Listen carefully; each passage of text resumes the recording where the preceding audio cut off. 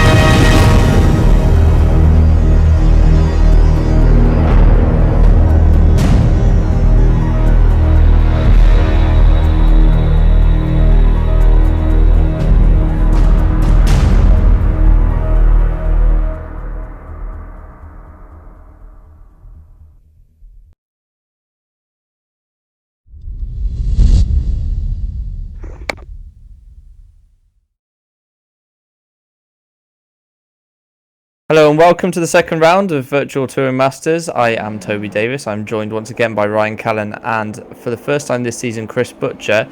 We are a little bit delayed, so I'm going to jump straight into qualifying where John Munro is currently sitting on pole position. Chris, nice to have you with us. How's it going?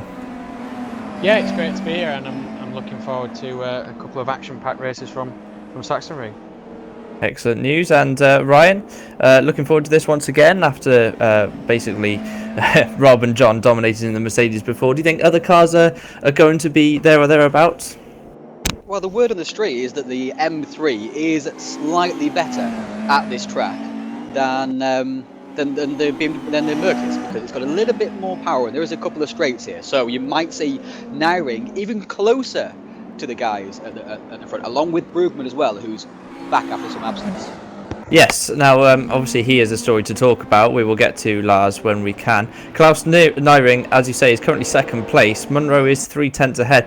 Wiesenmuller was Munro's closest challenger at the first round at Laguna Seca, and there he is sitting in 5th place currently. He'd like to do a little bit better, I guess, than that.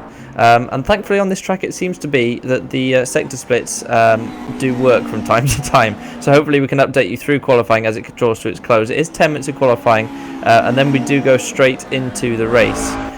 So we will of course endeavour to catch the start of the race best we can. The warm-up doesn't exist in RaceRoom like it did previously in R-Factor, so you do have to sort of stay around at the end of qualifying. There's no sort of 5-minute break for a cup of tea. We used to enjoy that, Butch, didn't we? Yeah, although we didn't really do anything productive in it, did we? No, but it was a good break for the end of qualifying. But Anders Nielsen at the moment is really doing well. He's 4th place at the moment. He was a dark horse before the season to get his first Touring Pro Series win. Remember, he's been racing with us since 2011, Toby. He's been, actually 2010 in fact, right at the back end of the first V8 Supercar season. Anders. So he was a dark horse before the season to take a win, and he's doing much better here than he was doing at Laguna Seca, that's for sure. But one guy who's really struggling is Wiesemuller in 5th spot at the moment. That's not where he wants to be at all. Nilsson's an interesting one. He's always had pace, and he's had a couple of good results in the TPS, but he's never really sort of put a championship together. He's always been sort of top 10. So he will look to improve on his TPS record. Yeah, he does seem to get involved in scraps. I'm not really sure why. Some people do though attract that sort of attention. Sometimes just by not being aggressive enough. And I found when I was overtaking Anders that perhaps some of his positioning could have been worked on, to say the least. But he's a tidy driver, and he's sitting there in 4th place ahead of Wiesemuller. So he's doing well. But yeah, your point about Wiesemuller is a very good one. Yeah, he's really struggling here, and we say struggling, he's only 3/10 off, but that's how close it is at the moment. In this series and in TC1 at the moment, 3/10 means your 5th spot, which is 3rd row of the grid, and you're 4 positions behind your title rival, which is John Munro at the moment. And Munro, Robert's been getting very annoyed at how quick John has picked up the pace in these guys. He doesn't need to practice like Robert does. Robert has done hundreds of laps of this track. He hates the track as well. Yeah. And John's done maybe half the amount that Rob's done, maybe not even that. And look, he's going, he's top of the table on 22.736 currently, and he's just extended his gap over. But if Wiesemuller goes a 10th quicker, Toby, he goes to 2nd spot. In fact, actually, he doesn't do that right now because Broomman's improved. But he would have gone to 2nd spot with just a 10th improvement. Yeah, absolutely. It is tight at the front. You can see actually a second covers from Gardner up to Munro, and you'd expect Gardner to make places up at the start, of course, being in the 4-wheel drive Audi. There he is, and one of the nicer sounding cars in the pack as well. Obviously, the Mustang is your favourite, Ryan, in terms of its sound and its looks. And I was told off by Ivan Navarro actually for saying that it looked like the aero had been designed by Americans. Well, actually, that was factually correct, and I stand by that statement. So it does still look like a brick. Always rely on Ivan to stick up for the Americans. But one guy who knows his track well, actually, the only guy who's in this commentary box currently, who's raced at Sachsenring in any kind of competitive capacity, is Chris Butcher, way back in 2011 in the Supertech series. What was your experience around here, Chris? Well, it was a bit mixed, really. The first race was a DNF. I ended up smashing the end of the pit wall. Oh yeah. So I ran over the exit curb and it just pitched me into a spin. But the second race was much better. I got 2nd place behind Jesper Tolborg.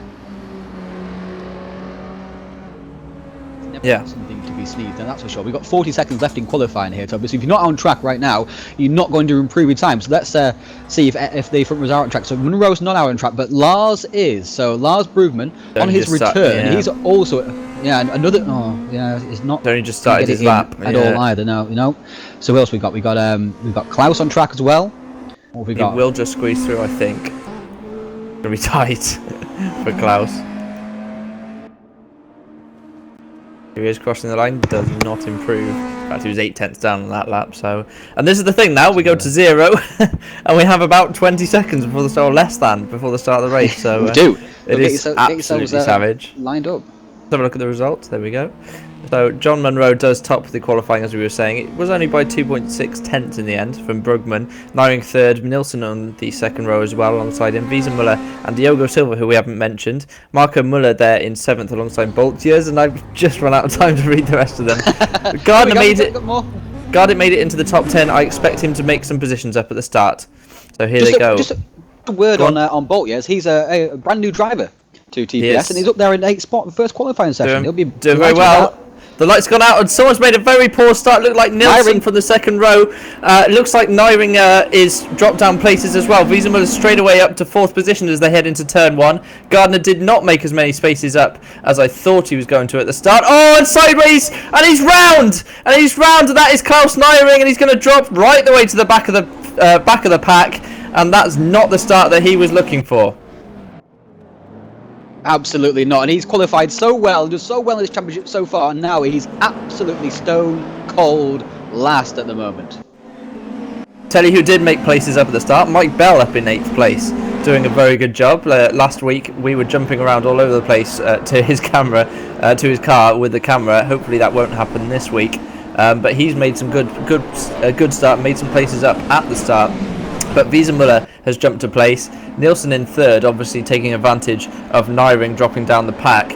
But Munro certainly has got a little bit of a gap at the front from Brugman, 7/10 of a second. Did you catch that incident at the start, Chris? Did you see anything with regards to Nyring? I saw him spin, but I didn't really see what the cause of it was, unfortunately. But it's so easy to do out of that first turn. You just put the power down with the roll tyres as well.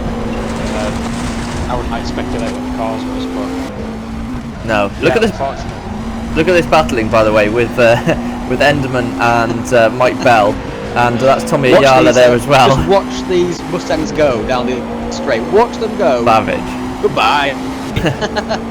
It's like racing against the Holden of old in the Touring Masters days. Got lots and lots of changing around in the mid-pack at the moment. It's all going crazy on my overlay. Rob's challenging John Munro. Lars Brugman's now leading this race. Look, Lars is in lead of this race. Oh yeah, Munro So must have made a mistake. And look at the turn one. background there as well. Rob's going around the outside, look like, of John Munro. They're trying to, at least. That's not a good place to be doing it. The off-camber left hand is round the middle of the circuit. That's not a place to pass. But Munro was leading, must have made a small mistake, or Brugman, and maybe pushed his way past. That means Nielsen's now in second spot. The thing is, there is 30 minutes left. It's a 30 minutes race, and we've got about 27 minutes left. So there's plenty of time for things to happen. There you go, 27 minutes 30 seconds. So Munro can make up those positions. He's got Rob with him now. So the guys in front, you wouldn't expect them to get away. Although Brugman has got a 1 second gap to Nielsen, who recovered from his slightly poor getaway and is now going to do his best to keep Munro and Wiesenmuller behind. Diogo Silva, we haven't mentioned him too much. He's in his own little world. He's got Marco Muller about 6 or 7 tenths behind him. Yeah, watch out for those two as well. And Mate Orban as well in the top 10. So he's had a good start. I tell you who has dropped back though. Kevin Enderman's back to 19th. Remember, he was up there with 209 and an Oyala and fighting with Bell, who's dropped back to 11th after that great start, up to 8th. He's back to 11th, but Enderman has been involved in something there. He's back in 19th now. And Nyring back up to 18th already. Yes, he's slicing his way through the pack. I don't know exactly what happened to Enderman. He was battling very hard with Bell and Ayala, so it could well be that there was some contact there. The interesting thing would be what has happened to John Munro. We never caught it, and unfortunately there are no replays as it stands in RaceRoom, so we can't go back and watch it. But it would be interesting to see if he can get by Nielsen and chase down Lars for the lead of the race. Yeah, it's all happening, Chris. Yeah, he is, and it's all happening, Chris. I mean, what are your thoughts on who may take the victory here? I think Brugman's actually got a really good shout at this one. He's a quick driver, and as we can see, Munro's just gone past Nielsen there on the brakes on the outside. Can he hold it? Oh, he runs. Oh, it's in the gravel. Rob's going to get it. Yeah, Wiesenmuller's by, and actually Silva has the run as well. So a mistake from Munro, and he's dropped back again. So obviously he was side by side with Nielsen. I wonder if there was a tiny bit of contact there as well. But as you say, Chris, I mean the opportunity was there for Wiesenmuller, and he's got by. So Wiesenmuller now is the one to attack Nielsen. But Rob's canny, isn't he, Chris? He is. He knows exactly what to do in these sorts of situations. He just keeps applying the pressure, drives as smooth as he can. And what I was going to lead on to say there really was that if you keep watching Rob and Munro on board, they're driving right on the limit, and they need to be careful that they're not going to overheat the rear tyre, because that might cost them a chance at catching Lars, because he's gapped now to 1.5 seconds. Yeah, true. Very, very true. But of course, there'll be urgency there as well. Of course, they don't want to gap Nielsen too much. So there'll be urgency there at the same time. It's tempering that aggression, isn't it? You know, you're in the situation where you can't let people pull away too far, but you've also got to look after your car at the same time. It's a difficult balancing act at this level. It certainly is. Now, one thing I was going to say is we had Röting up there in the first round at Laguna Seca. I was expecting to see him a lot further up than he is, but he's currently sitting in 10th place in the Audi. Obviously he had a poor qualifying, we didn't mention him, we didn't get time to, but he is now in the top 10. He's chasing down Tommy Ayala, who's about a second behind, so he has some work to do if he's going to maintain his currently quite strong championship standing. Yeah, I mean the Audi's not exactly suited to this track. I think that's the issue, and he's just kind of making the most of it as he can. As Wiesenmüller has a look at Nielsen, but he's definitely waiting for a Norris Ring, and I think he's a shoe-in for victory at Norris Ring. Kevin Reuting, based on his pace and that car. Yeah, absolutely. Now, one thing I did want to mention, Munro and Wiesenmüller, although we're watching that battle, there's 23 minutes left. We're almost a third of the way through. We kind of ought to, if I was in their position, I'd want to be by as soon as I can now, because the gap is extending at the front between Brugman and Nielsen. It's now up to 1.5 seconds. So they've got to make this work as soon as they can, as Wiesenmüller looks to the inside. But oh no, he might have made that work. Is he going to go around the outside now? Nielsen made use of all of the track and a little bit more there, but Wiesenmüller looks like he's got by, so good charge down the hill, and Munro's going to sweep through as well, so opportunistic from the Scotsman. He's going to have the inside line for the final couple of corners, and actually he's going to challenge Wiesenmüller into here as well. They're going to go side by side. Oh, contact between the two, and onto the start finish straight. It's a drag race into turn one, and Nielsen's actually there to make a move on Munro. This is great racing between the Mercedes drivers. Looks very much like Wiesenmüller's going to hold this. He's on the outside, and he's just about held it. Yeah, so that was great opportunity to rate him there from Rob, and then from Munro as well. Oh, Munro's just got into the back of Nielsen there. Nielsen's recovered to take third place back from the Scotsman. So Wiesenmüller now can attack Brugman and go for the Dutchman, see if he can catch him in the remaining 22 minutes of this race.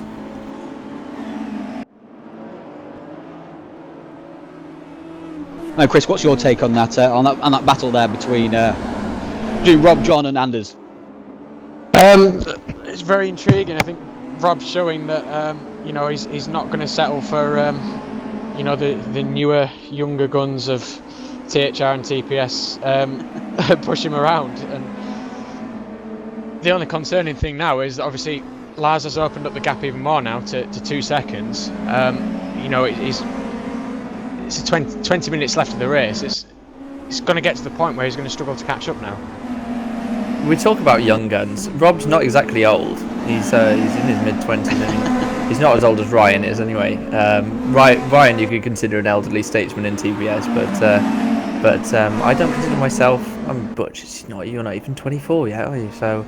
But I've got the most TPS races. True. Experience does matter. It is true. But your reactions in sim racing is quite important, and the younger you are, the better it is. That experience there of Rob shining through though in this race so far. He didn't qualify very well, and he was slightly off the pace. He qualified in 5th spot, and he's been behind these guys for a while, but he's got ahead of them. By hook or by crook, by consistent racing, by racecraft.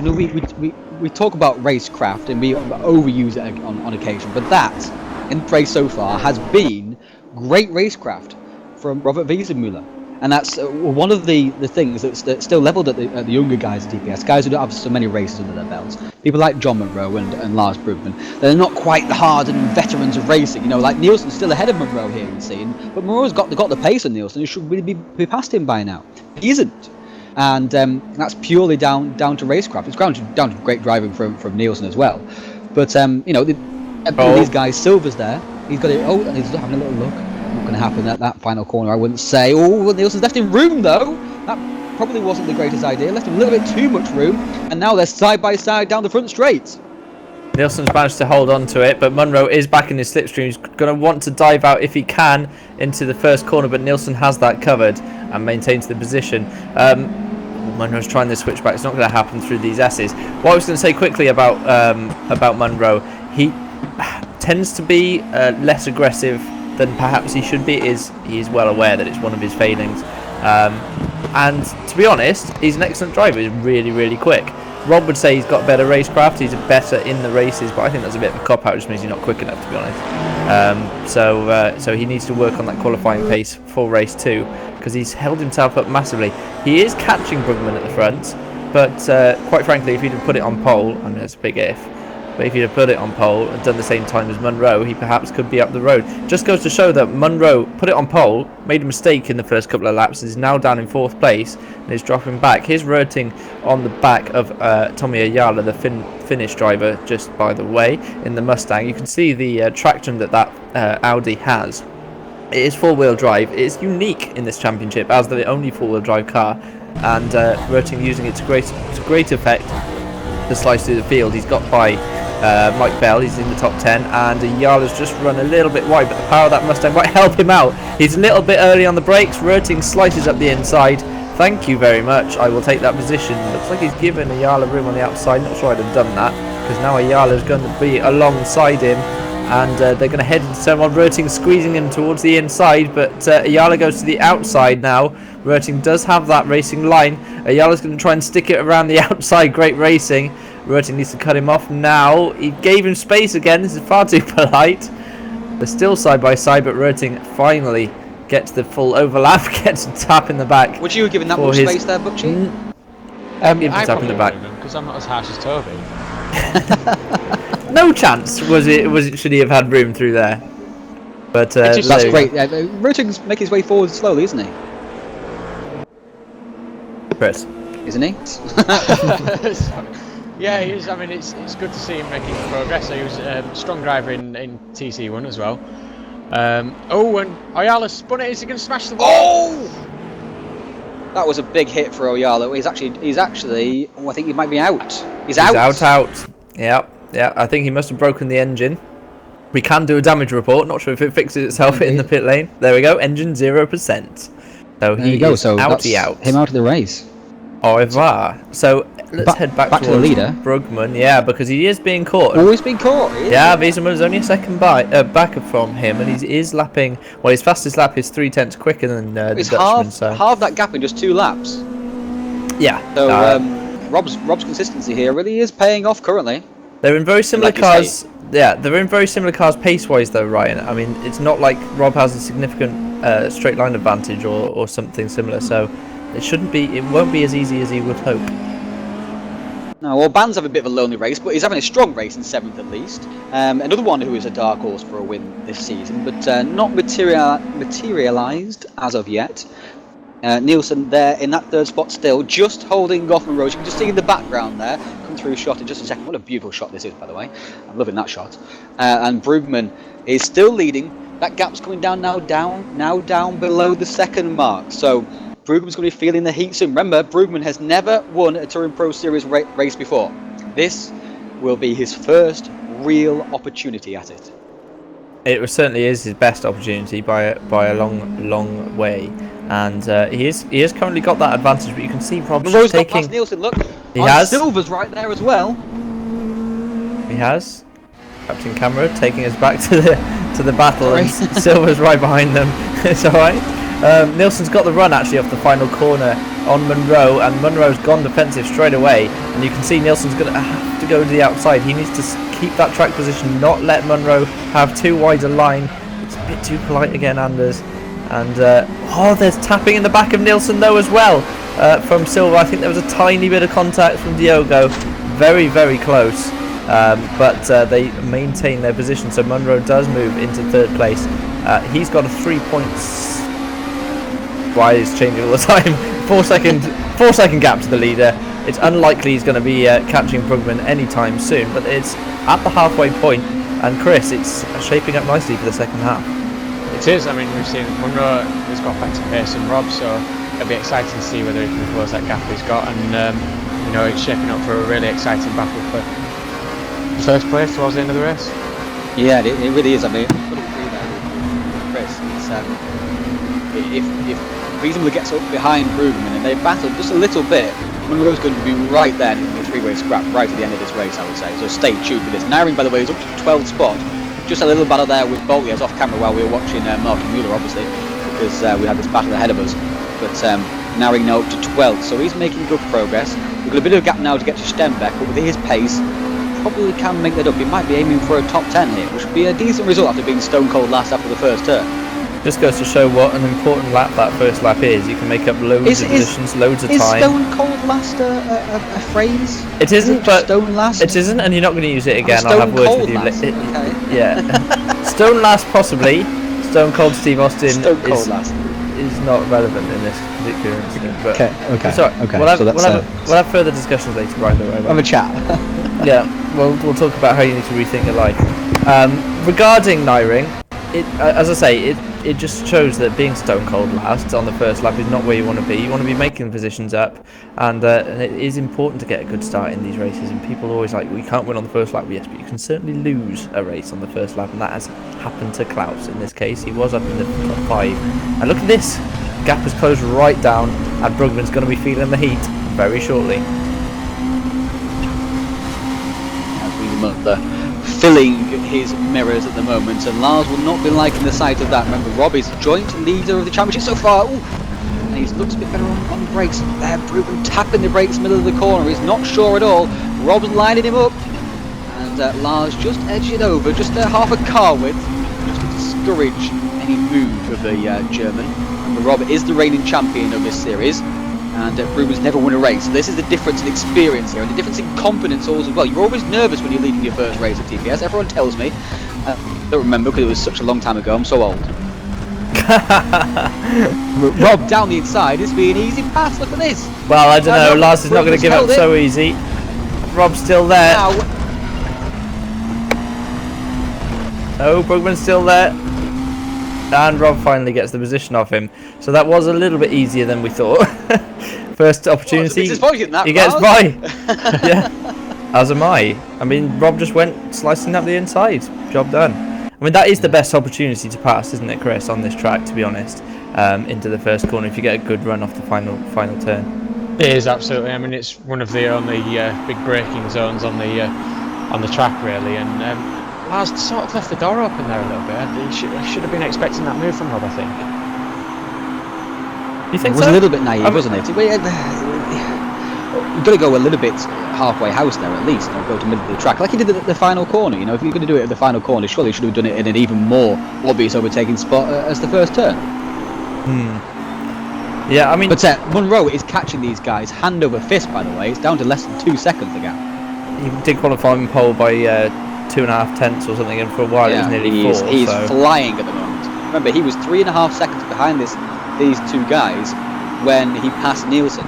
And these guys have only exchanged places, once. There's only a couple of corners that were side by side, so Monroe really is a threat right now. I think. There he is. I think John's not going to catch them. I don't think he's going to catch Rob now. I think Rob's look at the gap that Rob already has is half a second. Poor Lars. I mean, I do feel bad for him. Oh, was that a deliberate jump? Again. Oh, good. No, but he's back. He's battling anyway. Enderman going to try to go around the outside of him. Now, Big Kev, as he likes to be known, in the Big Holden Mustang, Big Ford Mustang. I'm going to. Le tap. Kev. Le tap. Big Kev with a little tap, and that's not going to please Mike too much. I'm not sure it was on purpose, quite frankly. Just one of those things, the crisscross. But I don't know, Chris. Kev might be in trouble for that one. Chris, what do you reckon? Chris would do that on purpose for sure. What do you reckon, Chris? 50-50? Yeah, I mean, Mike was struggling there, wasn't he? Oh, you're far too kind. Enderman smashed him off. Oh dear, never mind. Enderman's through. He's up to 12. I'm not sure he'll survive this race without. Enderman smashed him off. I didn't see any smash. I mean, it's only a tap. Well, there was a plates falling on the floor and all kinds of glasses. It was no smashing involved. It was a fairly. It wasn't deliberate, but it certainly wasn't. I mean, he got to that point where, oh, never mind, I'll just carry on. You probably shouldn't have taken the position after that, I'll be honest. But then it's Stenbeck's got past them both. So Nyring's up to 10th, by the way, already. So Mike really is struggling because Mike was ahead of all these guys. He was ahead of Nyring. He had an excellent start, didn't he? He had a really good start. Was up to 7th or 8th, and now has fallen back. So perhaps his pace isn't quite as good as his start indicated. Maybe. Was that sentence? No. Okay. Not accepting that sentence. Sorry. Okay, sorry.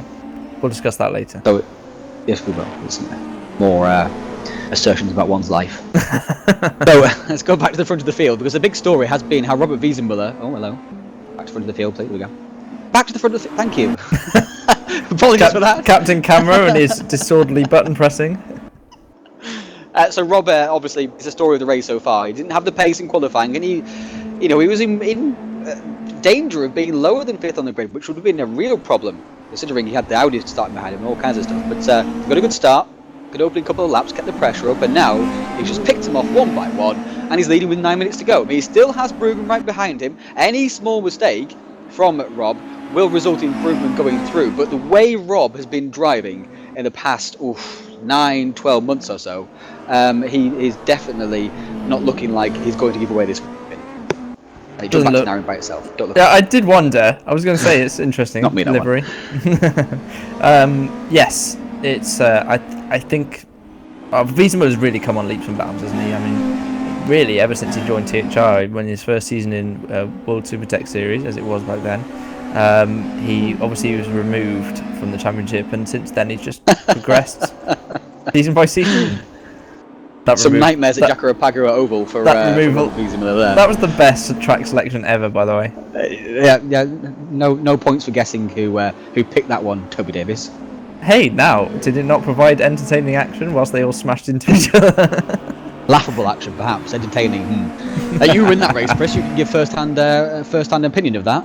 Yeah, well, it was entertaining for me getting 2 pole positions, but being smashed off by Rob wasn't particularly that entertaining for me. Oh, it's funny. But anyway, the point we're trying to get to is back in 2011, Rob, he was fast, had potential, but is involved in scrapes quite a bit. And now look at him, he's not finished outside the top 4 in about 50 races, I think now. Yeah. Something crazy, apart from a couple of DNFs. It's just the form he's in currently is incredible, and I'm very, very impressed with Rob. He's really joined the elite, and he's now definitely better than you, Toby.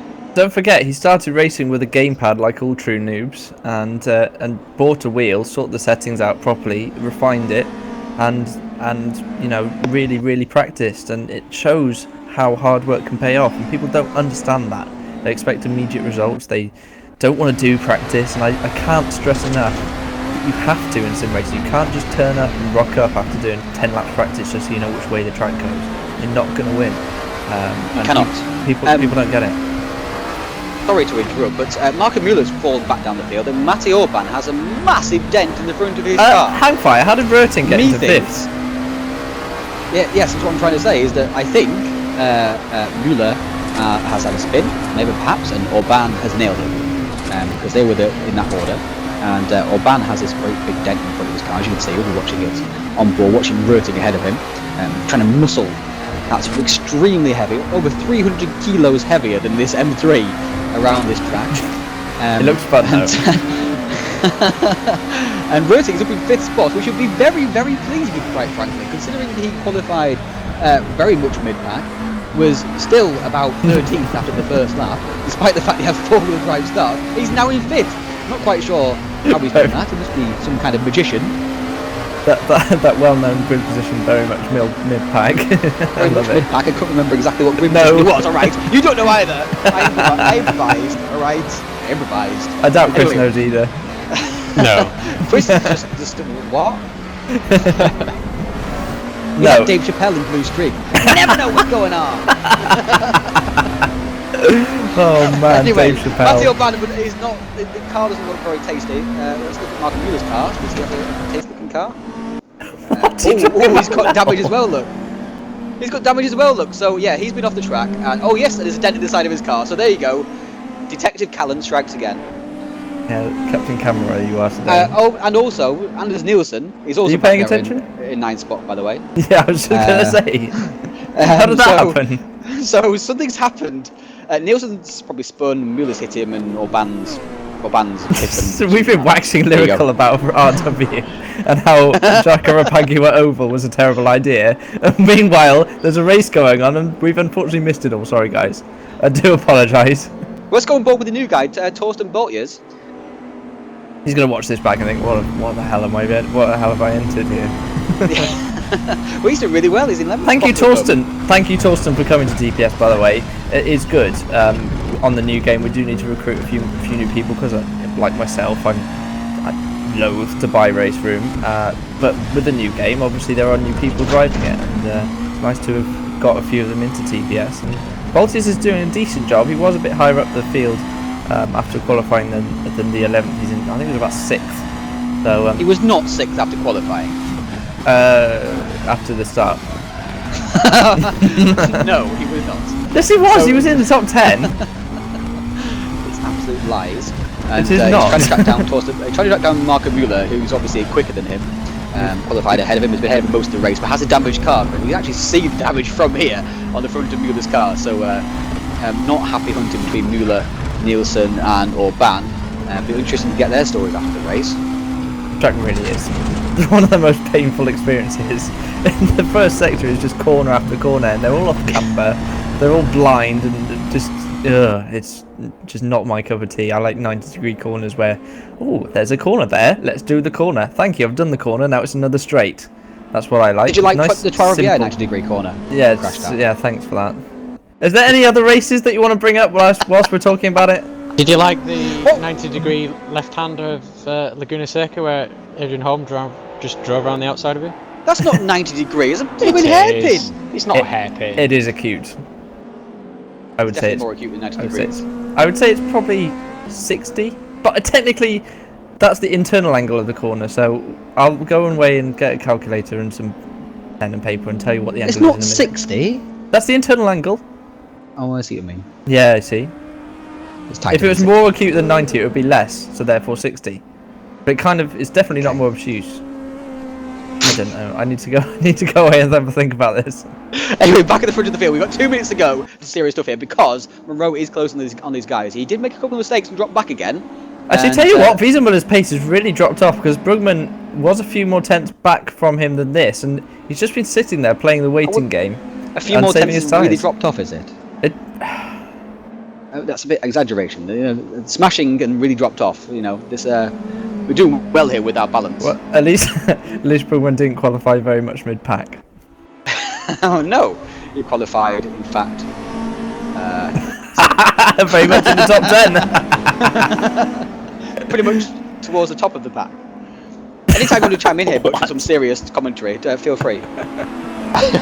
What I was going to say is that it certainly appears to me that Rob seems to be stronger towards the end of the lap, which could be crucial right at the end of the race. True, good point. These are excellent insight from Lars at the moment. Excellent insight. Yeah. Thank you, Chris. That's from a guy who races track, you see. That's why he's on board. I drove this track about twice, and I thought this might be quite a good track to put in the calendar once. Well, no, we're doing it twice, so there's a mistake there. But this is these corners are torturous.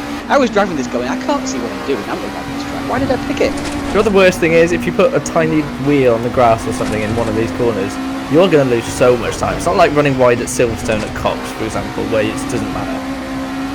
It's just a sequence of corners that you've got to nail, all of them. Rob described it as the most difficult permanent racetrack he'd ever virtually raced on, and I wouldn't disagree with him, quite frankly. The most difficult permanent one. Again, I'll have to get my clipboard out. Oh, Lars is looking threatening here, actually. He really is. He's got one lap to go to get past, though. And Rob's just driving a bit more of the track than Lars is. Lars is able to keep a narrower line apart from right there. Thanks for that. But in the first sector, Lars really is coming off that first corner better, which is setting him up for the corners that follow. You know what, Chris? He got tight to the apex and got really good punch then, Rob, down into turn 1. It saved him from being under attack into the first corner. It has, and I think that could have just won him the race there, because Lars was looking really threatening, and he didn't get the purchase off the final turn, unfortunately.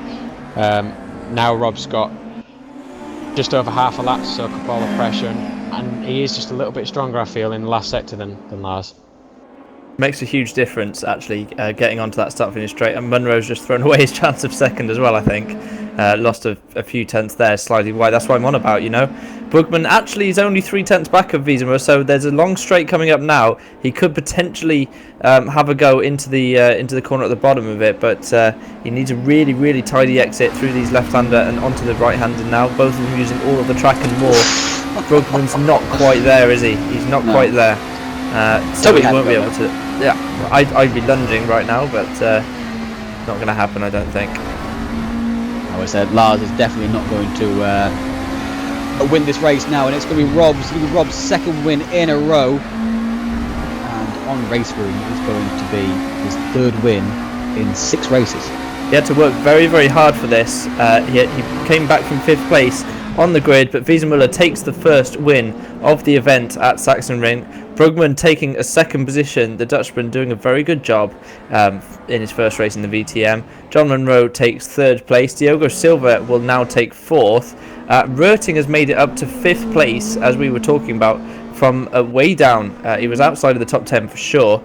So he is 5th, Orban 6th, but Klaus Nyring, after that first lap half spin, and dropping all the way to the back of the field, and bearing in mind he's not in the most powerful car, so he can't just burn by people on the straight, he will take 7th place. 8th goes to Nilsson after a couple of incidents we missed. Muller is 9th, Boltiers is 10th on his debut, great job from him. Tuonainen as well rejoining VTM in 11th place. Enderman does beat Bell across the line. Stenbeck loses out to the Englishman as well. Behind them is going to be Torin Moffat. Moffat? Oh, I'm gonna go with, I don't know. He's jump back to Mike Bell anyway. Scottish, so it's Moffat. Oh, it has gone to Mike Bell. That's nice of it. But Ruben Correa Alves on his TPS debut has not had much of a good time, really, quite frankly. He hasn't. He's in the right. He's in the. Finished way back in 16th, look. He's in the right car for a decent start, so he's going to be looking to do that. Rhys Garner, we haven't talked about him. He's having nightmares on RaceRoom, actually. The last couple of races that we've been involved with, poor Rhys has always been involved in incidents, and I fear that that's happened again, finishing over a minute behind. His pace is decent enough, but yeah, he'll want to improve in the second race. Broadbent finished in 18th place, and Tommy Ayala, we saw, did not finish at all. Yeah, he did kill his engine a little bit there. Ended his race in the wall, which was an interesting way to do it. Well, again, we'll have to have a conversation later. You've known Rob a long time, Butchie. How would you rate that win right there? Because that was a little bit more unusual, you know, picking people off as he goes and then defending from the front. I don't think it's a situation that we haven't seen Rob in before, though. So he knows how to handle it. I mean, like we were saying before, he's got the experience to know when to push and when to just sit back and let the race unfold. But how crucial is that experience, though? I mean, like in that situation, how crucial is that experience? I mean, is it something we take for granted? We just think, oh, it just comes whatever. But is it understated? I think it is a little bit. I mean, it's as we've seen there. I mean, Rob's come back from 5th on the grid to win the race, and he got straight past Nilsson. John Munro struggled for a little bit to get past, and that was a turning point in the race for me. Munro clearly had the better pace because he closed down 2 seconds in the latter stages of the race. So yeah, I think it's a big factor. Do you think Brugman should have defended more heavily, Toby? Would you have done? I would have been defending somewhat, yeah. It didn't look to me like he wanted to defend at all. I wonder if they're talking to each other in the channel. Maybe there was some shenanigans. Rob with his mind games again. He's already broken Oscar Harwick. Oh, it's savage. It's savage. He did it to me as well in VST. So just for those who don't know about his mind games, you just describe them, Toby. No. They give me nightmares. Well, but Chris Butcher can Chris, yes. Describe his mind games. How he exerts pressure on other people. I don't really know, to be honest with you. It doesn't know.